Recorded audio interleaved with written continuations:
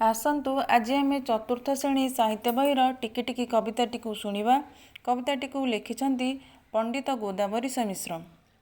टिकी टिकी टोपा पानी रे गढ़ा होइछि सिंधु, दिशु नाही सीना आखिकी तार असंख्य बिंदु।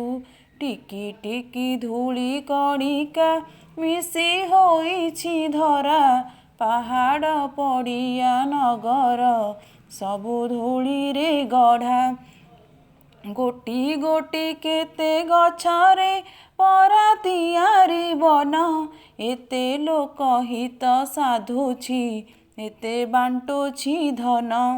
टिकी टिकी कोटी तारका फुटी गगने नीति, रातिर अंधार विनाशी तोफा करंती खिति।